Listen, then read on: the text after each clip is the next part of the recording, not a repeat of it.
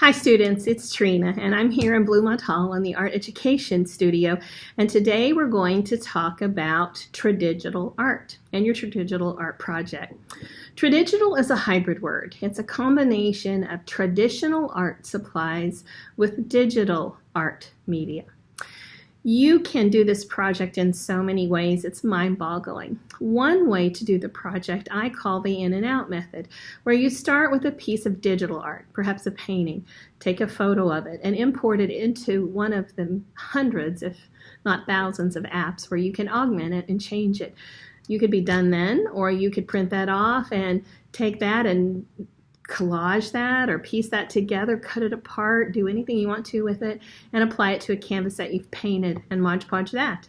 So there's a lot of different things that you can do, and it's kind of like the song that never ends. It goes on and on, my friend. You can take it in and out of the traditional aspect and the digital aspect as many times as you want to.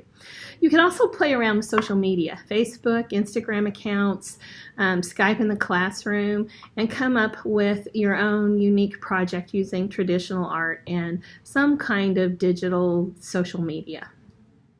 I'd like to show you a few projects that have been done by previous students, and we'll start with this one because it's one of the more simple ones. So this student simply took a canvas, which you can buy at your local art supply store or Walmart even, and she painted it. That was her traditional element. She painted it with acrylic paint, and then she printed off these photos of her and some friends and Mod Podged them on. Mod Podge is an actual product you can buy at your art supply store. You can also make homemade Mod Podge out of half Elmer's glue and half water. I really like this one. This was actually a photo of this student, and she put it in Photoshop and augmented it using a lot of different color features in Photoshop. Then she printed the photo off. It's just a glossy 8x10 photo, and she mounted it on a canvas that she had painted. It's bright and colorful and fun and pretty easy. There are a lot of apps that will augment photos for you with just a click too, so check some of those out. Here's another one.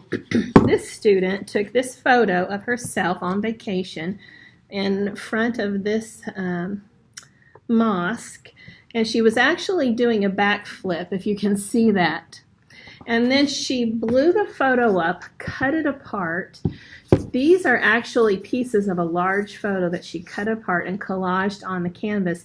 Then she drew and painted herself in the middle and wrote a quote: "Jump off the beam, flip off the bars, follow your dreams, and reach for the stars. Nadia Comaneci." It's on a canvas. So that's another idea. This student took a t-shirt and put lots of photos on it using, you can buy paper at your local art supply store that you can run through your printer, and it will print photos on pieces of paper basically that you can iron on to fabric. All right, this one is interesting. This student took a photo of herself, and then she actually drew this part, and I do have this, I just don't have it here while I'm making the video.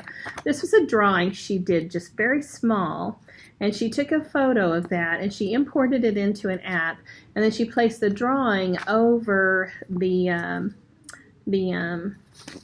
landscape, over the trees. So you ended up with a photograph and a drawn image. And her final product she kept, but she let me keep these. Her final product was mounted on canvas, and it was beautiful. This student was an art ed student. This is a little complicated, but for those of you that really like this kind of thing, she took a photo of a little girl that she had crossed paths with on a mission trip, and she put it in Photoshop, and she did various, she posturized it, so she did various applications to it in Photoshop, and then she got it bigger, and it made the lights and darks show easier. And then she used a vector to grid it off, and then she looked at the grid and she painted it. So it helped her get the proportions right, square by square, on the face that she painted. So that was another good idea. This is probably one of my favorites that's ever been done. It's on cardboard. nothing fancy.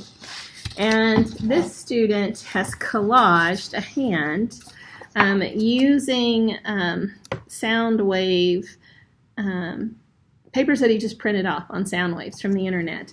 And then he has a traditional rotary phone here. You can't see it so well, but there's a hole right here.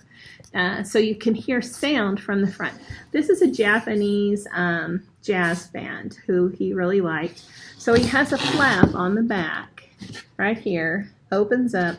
You put your iPhone or cell phone playing the Japanese jazz music. You slide it down in here, turn it around, and it sounds like the Japanese jazz music is coming out the phone. This is tradigital art. It's higher level learning. I think it's the future, and I think it's a really exciting way to use digital technology in the art classroom without us art teachers having to give up the slimy, slurpy, gooey paint and oil pastels and all the wonderful art supplies we like to use. It's a really unique way. My students report that they actually feel more tired after doing a tradigital project than just doing a digital project or a traditional project. I can't wait to see your projects. Remember, you will all take a photo of yourself holding your project, and you'll post it in the discussion board in the Drag and Brag online gallery so we can all see everyone's projects. Have fun.